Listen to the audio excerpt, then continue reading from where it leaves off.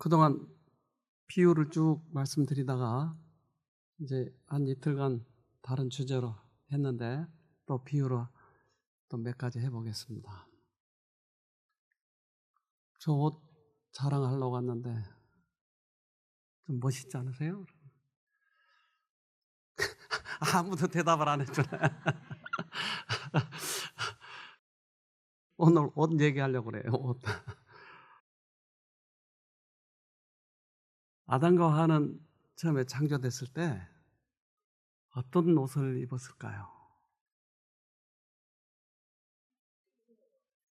빛의 옷. 아, 그렇군요. 창세기 2장 25절 아담과 그 아내 두 사람이 벌거벗었으나 부끄러워 아니하니라. 여러분 옷 안 입으면 부끄럽지 않아요? 만약에 우리가 홀랑 벗고 지금 여기 앉아 있다고 생각합시다. 얼마나 부끄러울까요? 근데 이 사람들이 왜 안 부끄러울까 하는 거죠. 그래서 하나님께서는 그들에게 빛의 옷을 줬어요.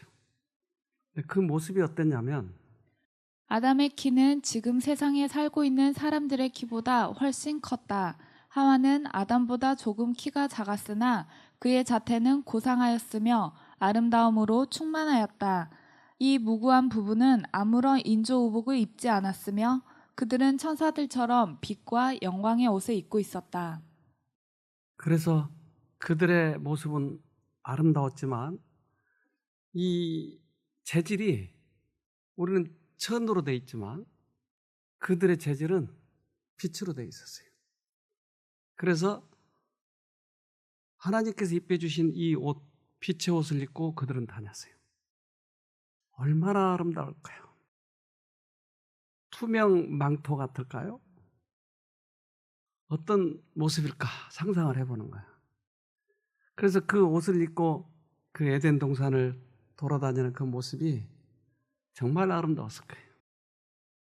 순결한 흰 두루마기는 본래 우리의 시조가 거룩한 에덴에 있을 때에 하나님께서 입혀주셨던 것이다. 네. 그래서 하나님께서 그들에게 그 옷을 입히시고 그들이 그 안에서 마음껏 행복하게 멋지게 그렇게 살도록 만드셨죠. 아름답고 부드러운 하나님의 빛이 그 거룩한 부부를 둘러쌌다.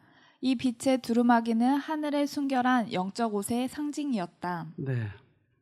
그래서 이 옷을 입고 다니는 동안에는 뭐든지 모든 것이 다 해결되고 그들이 추위도 느끼지 않았을 뿐만 아니라 또 그곳에 추위도 없었을 뿐만 아니라 아무런 영향을 받지 못한 그리고 부끄럽지도 않은 자유스러운 그런 행동을 하면서 살았죠. 그들에게 결정적인 실수 그게 바로 이 옷을 벗겨버렸죠. 에덴 동산에서 밝고 아름다운 빛, 곧 하나님의 빛에 둘러싸여 있었다. 이 빛은 그들이 접근하는 모든 것을 비춰주었다. 하나님의 품성과 솜씨에 대한 그들의 지각을 어둡게 하는 것은 아무것도 없었다. 네. 그래서 과연 이 빛의 옷은 그 재질이 뭘까? 구성된 것은 뭘까? 빛으로 옷을 만들었다는데 과연 그건 뭘까? 근데 그것이 벗겨졌을 때 그들은 두려워했어요. 창세기 3장 9절로 10절 여호와 하나님이 아담을 부르시며 그에게 이르시되 내가 어디 있느냐 가로되 내가 동산에서 하나님의 소리를 듣고 내가 벗었으므로 두려워하여 숨었나이다. 자, 그러니까 옷이 벗어지자 그들은 부끄러워했어요. 옷이 입혀졌을 때는 아무렇지도 않았는데 빛의 옷을 입었을 때는 그 빛의 옷이 사라지자 두려워하고 숨고 즉 죄가 들어오니까 그렇게 만들었더라. 그리고 또 하나 현상은 서로 상대방을 비난한 거예요. 저 여자가 그렇게 꼬셨어요. 너는 왜 그랬어? 뱀이 그랬어요. 그러니까 비난하는 정신과 또 두려워하는 마음 이런 것들은 죄가 들어오면서부터 시작이 되더라. 우리들에게 그 빛이 다시 입혀지면 어떨까요? 그게 없어지겠죠. 예. 지금까지 온화하고 일정한 온도를 유지하던 공기가 이 범죄한 부부에게 갑자기 차갑게 느껴졌다. 그들이 누려왔던 사랑과 평화는 사라지고 그 대신 그들은 죄에 대한 의식, 장래에 대한 공포, 영혼의 벌거벗음을 느꼈다. 그들의 몸을 두르고 있었던 빛의 두루마기는 이제 사라져 버렸다. 그러면 이 빛의 두루마기가 없어져 버리면 창피해요, 창피하잖아요. 창피하면 어떻게 하죠? 뭔가를 입어야 되겠죠. 그게 뭘 입으세요? 나무 이파리로. 그래서 죄가 들어오기 전에 차이를 지금 보여주는 거예요. 하나님께서는 뭔가 빛으로 옷을 만들어서 우리에게 입혀주셨는데 우리는 그것을 벗자마자 우리의 것으로 입는 것이었어요. 뭔가 연결 좀 되는 것 같지 않아요? 네. 죄로 말미암아 벌거벗게 된 수치를 가리기 위하여 무화과 나무 잎을 엮었다. 저희는 저희 자신이 만든 옷을 입었다. 저희 자신의 행위로서 저희 죄를 가리우려 했고 저희 자신을 하나님께 간합되게 하려 했다. 지난번에 가인의 제사와 아벨의 제사를 설명을 드렸어요. 근데 그들에게도 똑같이 하나님께서 요구하는 게 있었어요. 그것은 예수님의 피로 우리가 구원 얻는다고 하는 거예요. 그런데 가인은 자기의 행위로 구원 얻고자 하는 거예요. 그렇다면 똑같은 현상이잖아요. 하나님의 빛의 옷으로 우리를 입혀주셨는데 이것을 벗어버리면 내 행위로 이것을 가리려고 하는 것이 이 땅의 종교가 그렇게 돼 있어요. 지금도 자기의 선한 행위로 구원 얻으려고 하는 것은 바로 무화과나무 잎이에요. 이걸로 입으려고 하는 것이. 그런데 아주 그것이 자연스럽게 종교 안에 들어와서 이걸 구별을 못해요. 우리는 믿음으로 된 의의 옷만 입어야지 다른 옷을 입으면 하늘에 들어갈 수가 없다고 하는 거예요. 이것을 잔치를 통해서 지금 가르쳐 주시고 있는 거예요. 이 잔치는 임금의 잔치였어요. 얼마나 화려하게 잘 차렸을까요? 그래서 왕자를 장가를 보낼 때 또는 이 임금 무슨 생일이 됐을 때라든지 이런 큰 잔치를 벌이는 것이에요. 마태복음 22장 2절 천국은 마치 자기 아들을 위하여 혼인잔치를 베푼 어떤 임금과 같으니. 네. 그래서 굉장한 이 잔치, 이 하늘 잔치를 베풀 때 그들에게 잔치 초대를 해요. 그런데 우리나라에 혼인할 때 그 여자 편에서 남자 편에게 보낸 게 있나요? 예단. 예단 왜 보내요? 옷에 입고 오라고. 어디서 살짝 들었나 봐요. 이 우리나라 사람이. 그 성경 어디 부분에 옷을 해 입고 오라더라. 이걸 좀 들었나 봐요. 그러니까 그 옷을 보내는 거예요, 임금이. 올 때 말이야, 너희들 거지 같잖아. 그 옷 입지 말고 자르르하게 빼입고 와야 돼. 그래야 내 유신이 세워지는 거야. 예단을 보내는 거예요. 그런데 그 예단을 입고 가야 돼. 예의상. 마태복음 22장 11절로 14절 임금이 손을 보러 들어올새 거기서 예복을 입지 않은 한 사람을 보고 가로되 친구여 어찌하여 예복을 입지 않고 여기 들어왔느냐 하니 저가 유구무원이거늘 임금이 사환들에게 말하되 그 수족을 결박하여 바깥 어두움에 내어 던지라 거기서 슬피 울며 이를 갈미 있으리라 하니라 청함을 받은 자는 많되 택함을 입은 자는 적으니라. 자, 우리가 비유를 풀 때 언제나 조심해야 될 것이 있다. 그것은 거기에서 그것이 진리가 아니고 진리를 비추기 위한 예화다. 임금이 옷 안 입고 오면 죽여버려요. 그러니까 옷을 입지 않으면 안 되는 아주 중요성 이것을 강조하기 위한 예죠. 그러니까 반드시 여기에서 이야기하는 것은 예복을 입고 들어야 된다. 그 예복은 어떤 예복이라고요? 그 예단은 누가 보낸 것? 임금이 보낸 것을 그걸 입고 해야 돼요. 그걸. 다른 거 입으면 안 되는 거예요. 그러니까 이걸 중요시 설명하기 위해서 이 임금의 잔치를 설명하고 있는 거예요. 거기 잔치에 들을 때는 반드시 내가 보낸 그 예단을 입고 와. 안 입고 온다는 말은 임금을 무시해버린 거야. 내가 보내기까지 했는데. 그러니까 꼭 그 옷을 입고 들어가야 되는 것이 우리가. 혼인으로서 인성과 신성의 연합이 표상되었으며 예복은 혼인잔치에 참석할 자들이 마땅히 갖추어야 할 합당한 품성을 표상한다. 자, 이 말은 우리 신랑은 누구예요?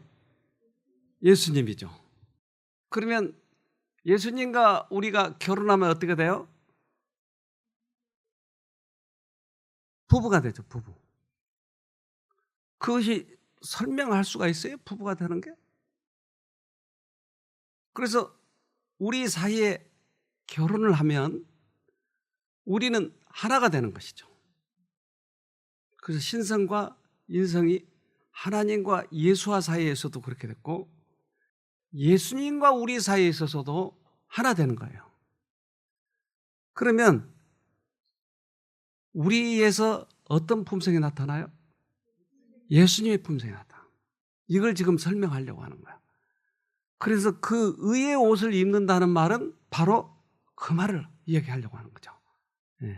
예수님의 빛의 옷, 그것이 없어졌기 때문에 우리는 다시 옷을 입고 하늘에 들어가야 되는데 그 옷은 반드시 예수와 우리와 합한, 결혼한 그 옷만 입고 들어가야 된다는 거죠.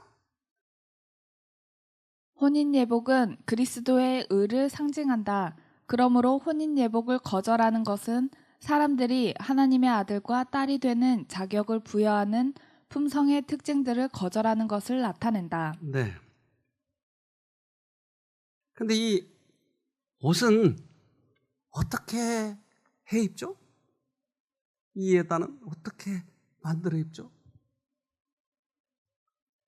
150수로 해야 될까요? 200수로 해야 될까요? 이게 수는 1cm, 1cm, 그 1입방미터, 센티미터, 여기에 몇 수가 들어가냐를 결정하더라고요. 실오라기가. 150수 그러면 아주 가늘게 놔줘야죠. 그런데 뭐 50수 그러면 엉글엉글하게 만들겠죠.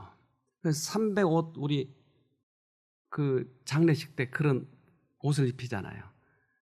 그 옷이 몇 수냐에 따라서 값이 달라지는 거예요. 근데 그 옷 중에 이 오라기가 끊어졌다든지 또는 굵은 게 들어갔다든지 그럼 값이 확 다운돼 버린대. 똑같이 그 가는 실 오라기가 똑같이 촘촘히 들어가야 된다는 거예요. 여러분은 어떤 옷을 입을래요? 200수를 입을래요? 50수를 입을래요? 그렇죠, 200수. 봐요. 좋은 건 좋아해요. 근데 그 옷을 어떻게 만드느냐는 거예요. 200수를. 저는 어렸을 때 그걸 봤어요. 배틀. 그러면 시줄과 날줄이 있어요. 그러니까 시줄을 쭉 걸어놓고 옆으로 한 오락이 지나가요. 그리고 또 다시 지나가요. 그러니까 덜컹 하고 지나가고 또 덜컹 하면 바뀌고 이렇게 해서 계속 짜는 거예요. 그러니까 밤새 짜봐야 얼마 못 짜더라고요. 근데 이게 엉글게 짜면 금방 짜죠.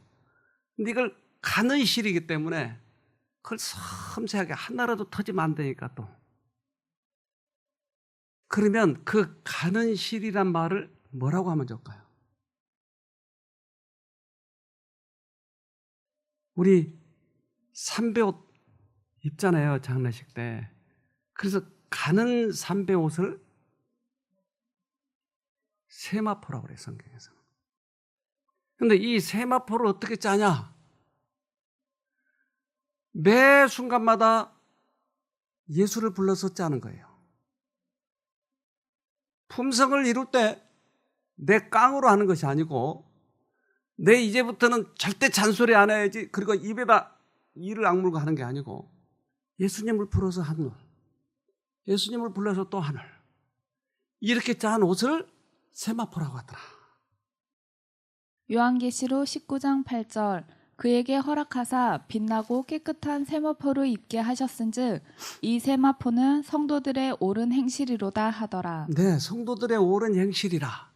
그것은 성도님들이 계속 예수님을 불러서 만들어지는 옷, 이 품성의 옷, 이것만을 하나님께서 받으시겠다는 거예요. 자기의 깡으로 하는 건 안 받으시겠다는 거예요. 즉 무엇을 얘기해요 지금? 이 옷은 무슨 옷일까요? 이걸 믿음으로 말미암으라고 그래요. 이것을. 그래서 우리 어렸을 때 보았던 그 배틀, 그거 가지고 짜는 거예요. 이 짜는 것은 그 실이 삼배였어요. 무슨 새였어요? 세마포의 실은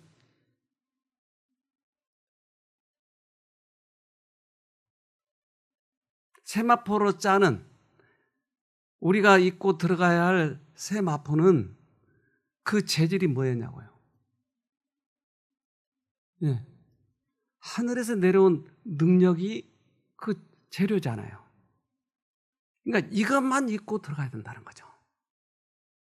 하늘 배틀로 짠 이 두루마기에는 사람이 만든 실은 하늘도 섞이지 않았다. 인성으로 나타나신 그리스도께서는 완전한 품성을 나타내셨고 이 품성을 우리에게 나눠주신다. 네.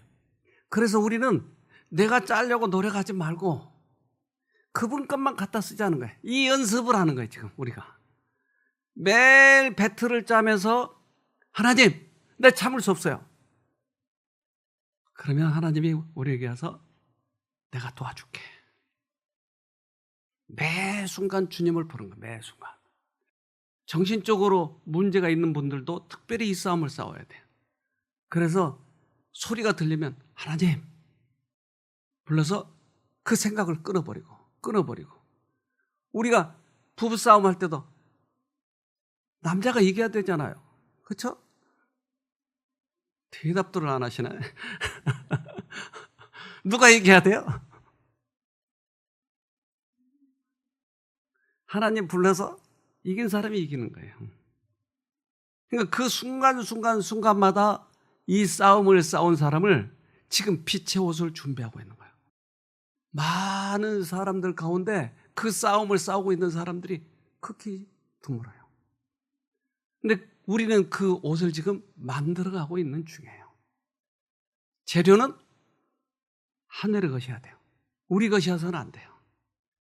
요한계시록 3장 18절 내가 너를 권하노니 내게서 불로 연단한 금을 사서 부유하게 하고 흰옷을 사서 입어 벌거벗은 수치를 보이지 않게 하고 안약을 사서 눈에 발라 보게 하라. 라오디게아 교인들, 그러니까 특별히 이 말세에서 하는 교인들에게 보내는 충고예요, 하나님께서. 처방전이에요.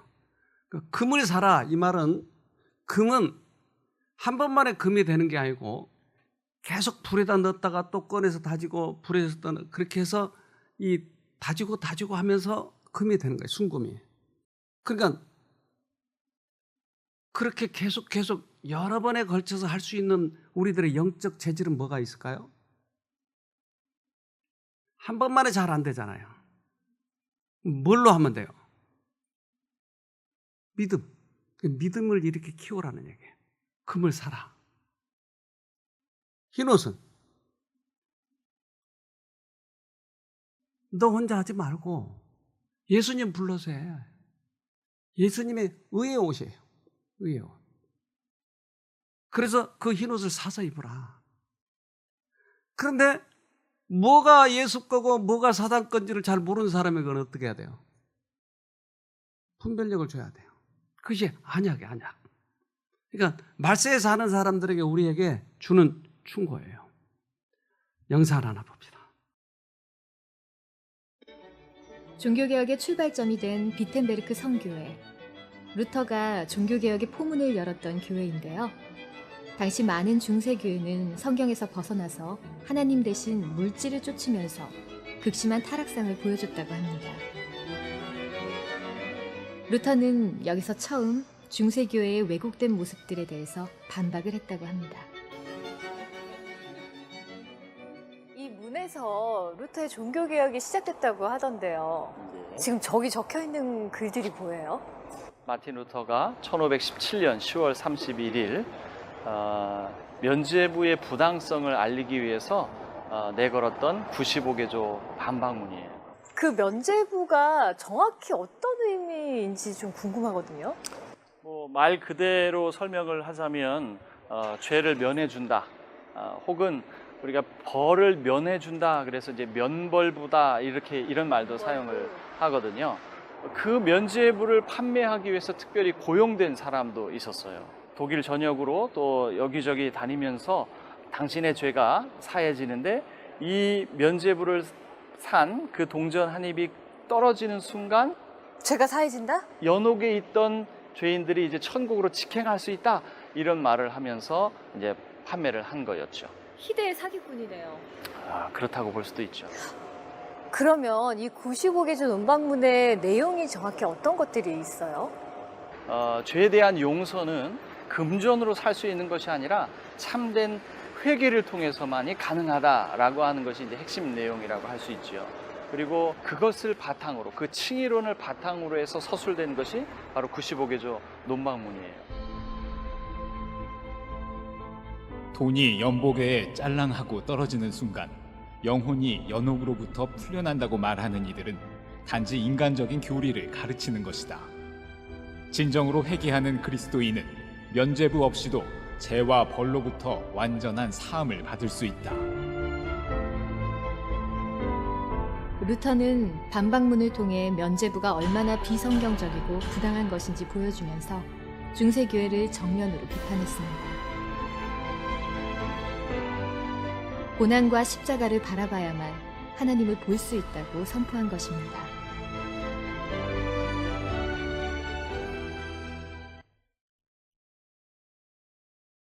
어떻게 해서 이런 걸 살까요? 왜 면죄부를 살까요? 그들에게 분별력이 없죠? 그러니까 큰 원칙, 하늘의 원칙을 못 보고 있으니까 구원은 받고 싶은데 어떻게 해야 될지를 모르는 거야. 그런데 이런 비유를 통해서 반드시 옷을 입고 오면 돼. 근데 그 옷은 내가 보낸 거야. 너희들보다 해오라고 하는 게 아니야. 너무나 쉬운 이 구원의 진리를 까다롭게 해서 돈을 벌려고 하는 것이야. 그래서 종교 암흑 시대 때가 1260년 동안 계속됐잖아요. 그들은 화양에 처하고 수없이 많은 고문을 하고. 근데 어느 날 루터가 빌라도의 계단이라고 하는 계단을 올라가는데 거기는 무릎을 꿇고 교황의 교시가 무릎을 꿇고 올라가면 죄를 사해 준다고 하는 교시가 있었어요. 무릎을 꿇고 올라가는데 갑자기 자기가 수도원에서 배울 때 성경절이 생각난 거야. 그래서 그 성경절이 뭐라고 되어 있냐면 이렇게 되어 있어요. 로마서 1장 16절로 17절. 나는 이 기쁜 소식을 조금도 부끄러워하지 않습니다. 그것은 처음에 유대인에게만 해당되었으나 이제는 이방인에게도 전파되어 모든 믿는 사람들을 구원하는 하나님의 능력이기 때문입니다. 이 기쁜 소식에는 오직 믿음으로만 하나님과 올바른 관계를 갖게 된다는 것이 나타나 있습니다. 이것은 성경에 의로운 사람은 믿음으로 살 것이다 라고 쓰인 말씀과 같습니다. 네. 이 기쁜 소식, 이걸 뭐라고 하면 좋죠? 복음. 그런데 이 복음은 유대인에게도 이방인에게도 전파되는 것이에요. 그런데 이 복음을 부끄러워하지 않는 이유가 있어요. 그렇죠? 부끄러워하지 않다고요. 여러분 복음이 부끄러워요? 왜 안 부끄러워요?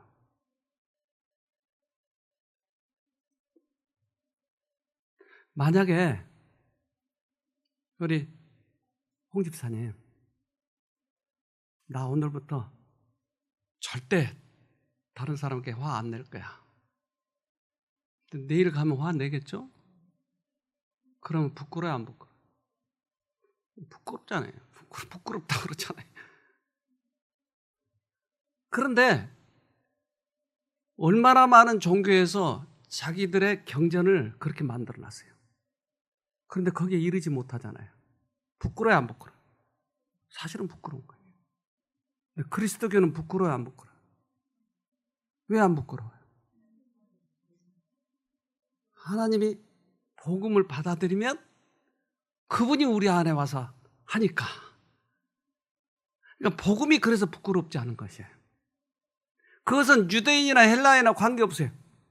누구든지 이것을 받아들이기만 하면 그리스도의 의가 우리 안에 들어와서 우리를 바꾸노니까. 다른 모든 이방 종교는 그래서 이게 안 되니까 부끄러운 거예요. 이것을 루터가 깨달은 거예요. 그리고는 내가 지금 뭐 하는 거야? 내가 이 계단을 올라가가지고 죄를 사하려고 지금 그렇게 시도하는 거야? 그냥 복음이 들어오면 우리를 바꿔주는데. 그래서 그때 밖으로 튀어나오면서 외쳤어요. 오직 의인은 믿음으로 말미암아 살리라. 이것이 종교개혁의 시초가 됐어요. 그래서 우리가 복음을 다 받아들여요? 누구든지? 안 받아들이죠. 뭘로 받아들여요? 믿음으로 받아들여요. 그러면 믿음을 조금만 받아들이면 조금만 능력이 나타나고, 많이 받아들이면 많이 나타나는 거예요. 그래서 믿음으로, 믿음에 이르게 하나니, 작은 믿음에서 큰 믿음으로 이르게 하나니 오직 의인은 믿음으로 말미암아 살리라. 그러니까 우리의 믿음의 크기만큼, 손의 크기만큼 받아들이는 것이. 그래서 때때로 어떤 사람들은 그 믿음이 조금만 있으니까 조금만이 그에게 나타나는 경우가 있어요. 그러나 그것을 경험하면 점점 큰 믿음이 되는 거예요. 이 진리를 루터는 깊이 새기고 종교개혁을 이렇게 돼요. 그래서 아까 행위 이런 건 아무것도 아니다. 자기의 선한 행위로 구원 얻으려고 돈으로 구원 얻을, 이건 말도 안 된다. 그래서 95개조를 외친 거예요. 그가 면제가 아니다. 그런데 잔치 초대할 때는 어떻게 한다고요? 예복을 입고 들어가야 돼. 마태복음 22장 12절 가로대 친구여 어찌하여 예복을 입지 않고 여기 들어왔느냐 하니. 그러니까 그 예복을 잘 모르니까 그 예복의 본질, 재료, 이것을 알게 되면 나도 어떤 옷을 입어야 되겠다고 하는 것을 알게 되는 것이에요. 하늘에서 입었던 그 옷을 입어야 될 텐데 우리는 우리가 짠 옷을 입으려고 하니까 그 옷이 엉망진창인 것이에요. 그래서 하나님께서는 절대 그 옷으로는 들어올 수 없어 하는 것을 지금 이렇게 비유로 말씀하시는 거예요. 그리스도의 의의 옷을 입지 않는 자를 취급한 방법이 하나님의 말씀에 얼마나 분명하게 묘사되어 있는가. 그는 자기의 더러운 옷이 그리스도 앞에 나가기에 충분할 만큼 좋다고 생각했다. 그러나 그는 그의 주님을 모독하고 그분의 은혜로운 자비를 멸시한 자로 쫓겨나게 되었다. 네. 자기 옷으로는 절대 들어갈 수 없는 곳이에요, 하늘은. 그래서 때때로 우리가 내 힘으로 이제까지 선한 행동을 하고 율법을 지키려고 하는 사람들에게는 이것이 사실은 복음이 될 수도 있고 너무나 무겁다고 생각할 수도 있어요. 내가 어떻게 이 흰옷을 짜? 그건 내가 짜는 게 아니야. 그건 하나님이 나에게 주신 걸로 내가 그것을 입으면 되는 거야. 그러면 그 짜기가 힘든 이유는 왜 힘들죠? 내 힘으로. 그러니까 우리에게 요구하는 건 뭐예요, 하나님께서? 자기를 포기하고 받아들이라고 하는 거예요. 너무 쉬운 일인데 그것이 어렵게 느껴진 이유는 내가 포기가 안 되려고 하니까 그래요. 포기를 하면 그분이 오셔서 나를 바꿔놓는 거예요. 포도나무 여기 많죠? 이 부분에. 포도즙을 어떻게 하냐면 저렇게 깎아요. 그리고 그 대목에다가 저렇게 가운데 쐐기처럼 박아요. 그리고 비닐 같은 걸로 감아놓으면 붙어요, 이게. 그래서 1년 후쯤 보면 이게 안 떨어져요. 그동안은 붙여놔야 돼요. 그러니까 포도 대목은 머루예요, 머루. 머루는 강해요. 그러니까 머루에다가 아주 열매가 아름다운 맛있는 포도를 갖다 붙이면 이게 포도 열매가 아름다운 열매가 맺혀요. 그런데 성경에서 이야기하는 접목은 바꿨어요. 예수의 아름다운 열매를 맺는 대목에다가 우리의 못된 열매, 여러분 못된 열매 맞아요? 예, 못된 열매 맺는 가지를 거기다 붙이면 열매가 아주 맛있는 열매가 열리는 거예요. 거꾸로 돼 있어요. 그러니까 이 접을 붙여놓으면 처음에는 물이 오르는 거예요. 조금씩 조금씩. 그러다가 나중에는 이게 서로 붙는 거예요. 열매끼리. 그래서 세포끼리 붙어가지고 나중에는 하나가 돼버린 것이에요. 이것을 요한복음 15장에 있는 포도나무 비유예요, 이게. 그러니까 우리와 예수가 접이 붙으면 나중에 우리에게서 무슨 열매가 맺혀져요? 예수의 열매가 맺혀지는 거예요. 이것을 설명하고 계신 거예요. 우리가 우리 자신을 그리스도께 바칠 때에 우리의 마음은 그리스도의 마음과 연합되고 우리의 뜻은 그분의 뜻에 합병되고 우리의 정신은 그분의 정신과 하나가 되고 우리 생각은 그분에게 사로잡히게 되어 마침내 우리는 그분의 생애를 살게 된다. 이것이 바로 그분의 의의 옷을 입는다는 의미이다. 네. 그래서 의의 옷을 입는다고 하는 말은 그리스도와 연결된다. 그러면 그리스도의 품성이 우리에게서 나타나기 시작한다.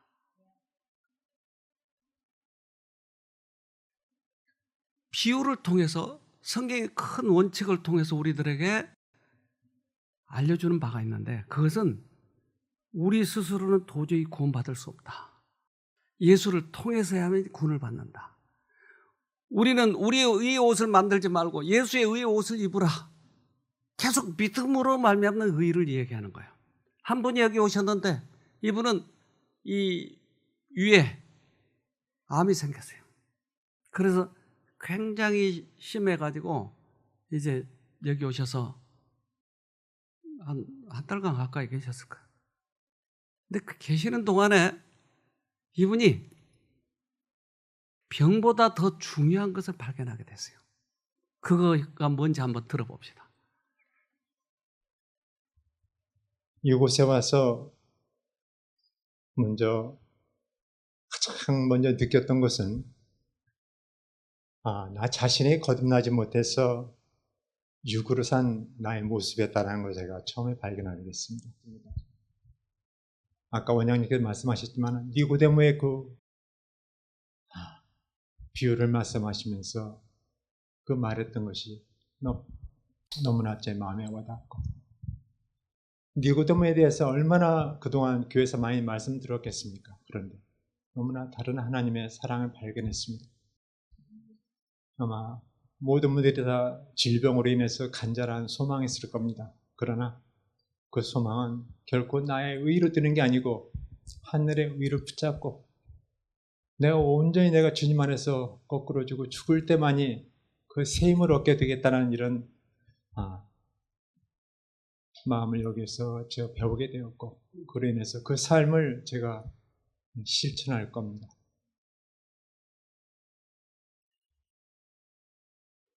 오래 교회를 다녀도 사실 이것을 깨닫지 못하면 하늘을 들어갈 수 없다고 하는 거예요. 그러니까 어느 때든지 우리가 다시 시작하려면 십자가 아래 무릎을 꿇어야 돼요. 다시 시작을 해야지 내가 어느 정도 성장한 만큼 위치해서 다른 걸 더 붙이려고 하면 이게 엉망진창이 되는 거예요. 그러니까 다시 시작을 해야 제대로 시작이 되는 거예요. 근데 이분이 그 거듭남에 대해서 지금 설명하고 있는 거예요. 깨달은 게 그거라고. 그리스도께서 친히 준비하신 옷만이 우리로 하여금 하나님 앞에 서게 할 수 있다. 그리스도께서는 이 옷, 곧 그리스도의 의의 두루마기를 회개하고 믿는 모든 자에게 입혀주실 것이다. 그는 내가 너를 권하노니 내게서 흰옷을 사서 입어 벌거벗은 수치를 보이지 않게 하라고 하신다. 네. 그래서 이제까지는 내가 내 힘으로 했지만 이제 그 옷을 벗고 예수님의 옷을 다시 입으면 우리는 그 입는 순간 아무 때나 죽어도 하늘에 갈 수 있다고 하는 거예요. 다 이룬 것이 아니고 이루기 시작을 하면 아무 때나 죽어도 언제가 내 그 시점이 되느냐 하는 거예요. 다 이룬 것이 아니고 우리는 우리 스스로 다 이뤄가지고 가려고 하니까 힘이 드는 거예요. 근데 예수를 붙잡고 그분이 나에게 오셔서 이 역사를 시작하면 열매가 얼마나 열렸든지 안 열렸든지 그 관계없이 열리기 시작하기만 하면 그럼 우리는 그 잔치에 들어갈 수 있는 것이죠. 흰 옷을 입었느냐 안 입었느냐 하는 거예요. 누가복음 14장 18절로 20절.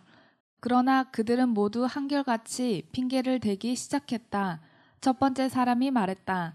내가 밭을 샀는데 가서 둘러봐야 합니다. 부디 양해해 주십시오. 또 한 사람이 말했다. 나는 소 10마리를 샀는데 이것들을 보려 가는 길입니다. 부디 양해해 주십시오. 세 번째 사람이 말했다. 나는 지금 장가를 들어서 갈 수 없습니다. 다 맞는 이치죠? 과거 어떻게 살았어요? 장가 갔습니까? 아니면 소를 사놨나요? 다 맞는 이치예요. 그런데 더 중요한 것을 놓치고 있다는 얘기죠. 이 세상은 우리들 현혹한 것들이 너무나 많아요. 그러나 끝이 가깝다고 하는 것이에요. 그래서 아까 얘기했던 아까 그분의 부인이 남편 때문에 여기 와가지고 며칠 같이 있게 됐어요. 그 집에 어떤 사업을 하시는데 거기 문 닫기가 힘든데 어쩔 수 없이 부인이 와서 며칠간만 있었어요. 근데 며칠간 여기 계시는 동안에 그 느낀 바가 있었어요. 들어봅시다. 5박 6일이 시작됐고 첫날 여기를 딱 와서 오후부터 저녁밥을 먹는데 일주일 전에 그런 질병이 있다는 걸 알게 돼서 얼마나 마음이 불안하고 이제 절망감이 찾아드는지 서 있을 힘도 없고 몸이 안 좋은 분들은 어떻게 견뎠을까? 너무 힘이 빠지면서 아무 생각이 없어요. 내가 가게 열 수 있으니까 여보 걱정하지 말아요. 가서 거기서 빨리 쉬어야 돼 당신은. 이렇게 해놓고 저는 두려움과 기운이 너무 없어갖고 폭 쓰러질 것 같이 저도 사실은 위가 좀 안 좋은 상태예요. 같이 와서 쉬어야 되는데 나는 그래도 남편이 못하면 나라도 생계를 위해서 일을 해야지. 아직 늦둥이 대학생이 있는데 그런 부담감이 상당히 있었는데 같이 와서 그날부터 그 시간부터 평안이 찾아왔어요. 사실은 남편이 저에게 너무 잘해줘요. 35년 동안 너무 잘해줬고 청소, 빨래, 설거지 못하는 게 없고 안 하는 게 없이 저를 너무나 잘 도와줬어요. 제가 너무 사실은 약해서 맨날 비실비실했거든요.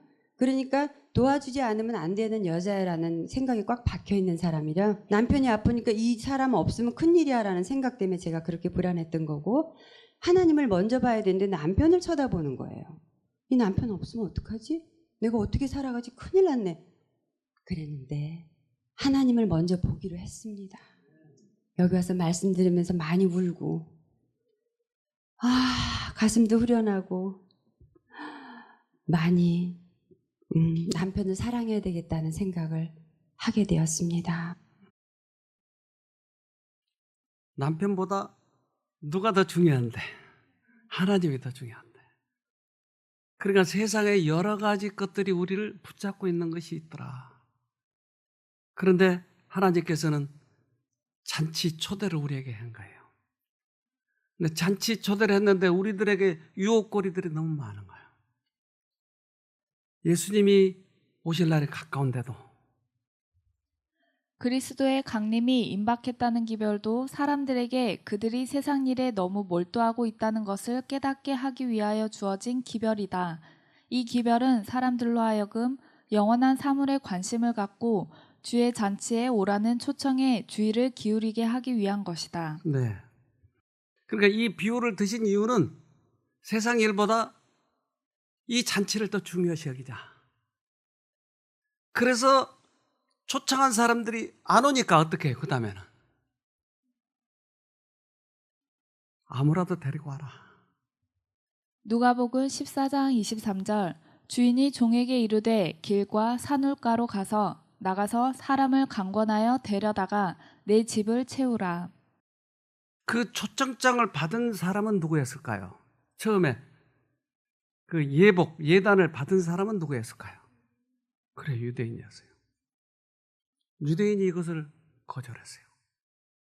왜 유대인을 택했을까요? 그들이 똑똑하고 지혜 있으니까. 맞아요? 지리적으로 그 나라가 많은 곳으로 전파할 수 있는 아주 핵심적인 지리적 위치에 있어요. 그 나라 백성이 똑똑한 게 아니고 그 나라를 택한 이유는 똑똑해서가 아니고 전파를 하라고 하는 얘기겠죠. 신명기 7장 7절 여호와께서 너희를 기뻐하시고 너희를 택하심은 너희가 다른 민족보다 수요가 많은 연고가 아니라 너희는 모든 민족 중에 가장 적으니라. 그래서 너희들을 택한 이유는 이것이 전해지도록 하기 위한 것이다. 그래서 이스라엘 백성들이 언제나 전쟁터에 나갈 때마다 뭘 들고 와요? 법궤를 들고 가는 거예요. 법궤, 왜 법궤를 들고 가라고 그러죠? 무거운데 전쟁하려면?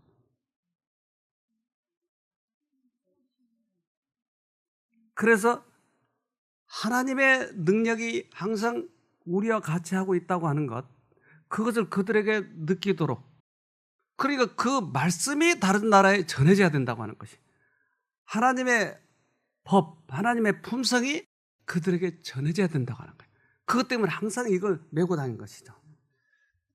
유대인들을 부른 이유는 그들을 동료 인간들보다 더 사랑하거나 더 가치가 있었기 때문이 아니라 그들에게 맡겨진 신성한 특권들을 다른 사람들과 나누도록 하기 위함이었다. 네.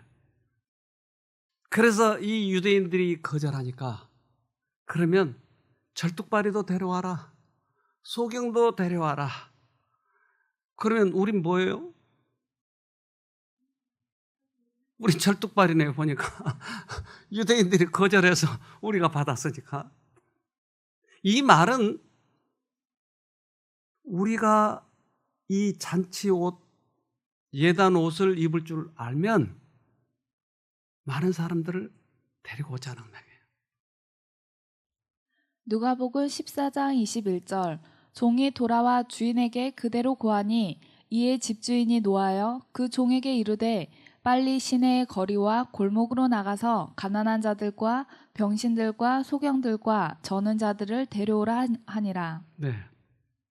이제 관계없어요. 아무나 관계없어요. 절뚝발이도 소경도 무조건 데려와서 잔치 채우면 되는 거예요. 따질 것이 아니에요. 누구든지 데리고 와서 이 잔치에 들어가야 돼요. 그래서 이 우리들의 선배들은 계속 이것을 전했어요. 그래서 노아에게 전하니까 노아는 사람들에게 전했어요. 그것을 그들은 거절하기 때문에 못 들어갔던 것이. 우리는 우리들의 책임을 해야 되겠죠. 사람의 유전이 섞이지 아니한 순수한 하나님의 말씀만을 전하는 사람이 많지 않다. 성경을 가지고 있지만 사람들은 하나님께서 그들을 위하여 성경 속에 주신 축복을 받지 못하고 있다. 네. 유전이 섞이지 않는 이 복음이 전해져야 된다. 하나님 말씀 그대로 전해져야 된다. 루터는 얼마나 용기 있는 사람인가요? 그는 그 사회 전체가 면죄부가 옳다고 얘기한 거예요.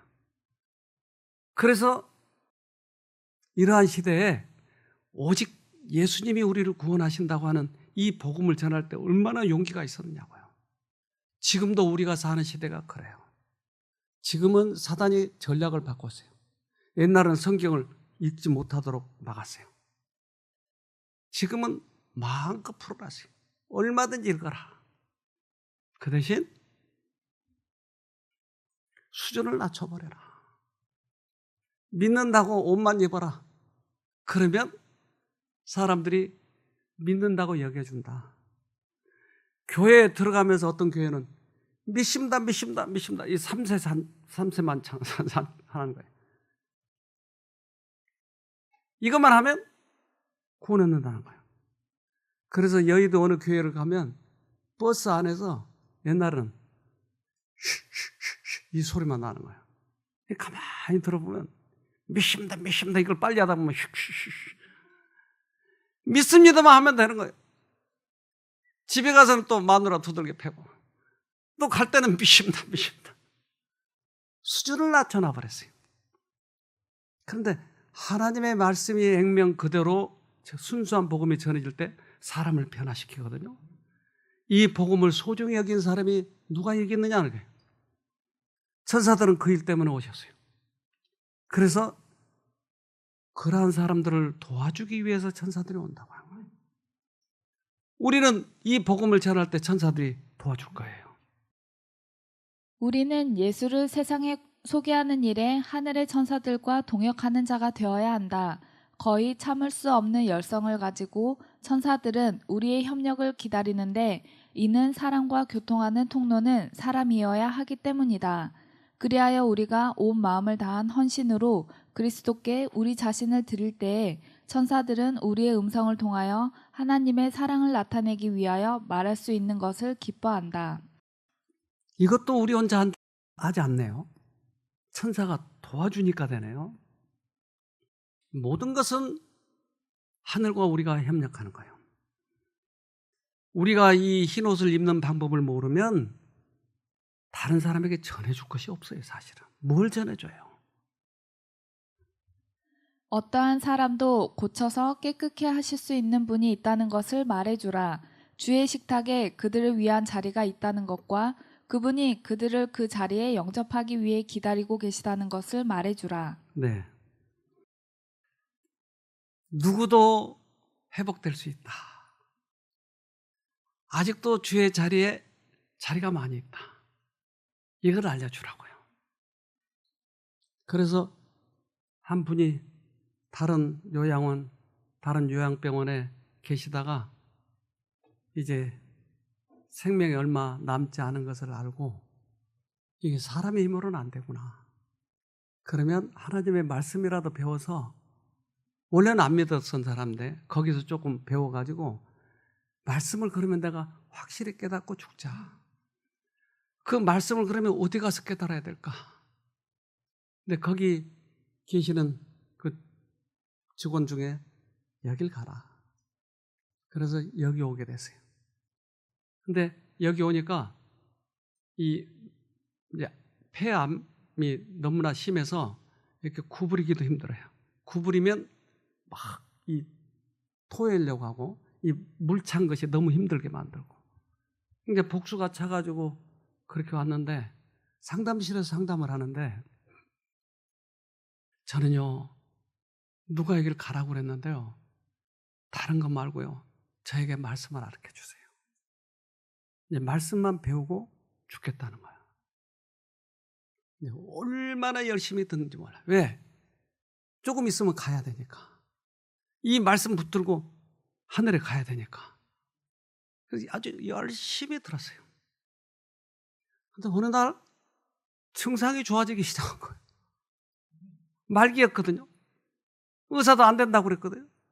당신은 안 되니까 가끔 물 빼러 오고 그리고 편하게 있다가 1개월인가 그렇게 얘기했다든가 잘 기억이 안 나는데 기억나세요?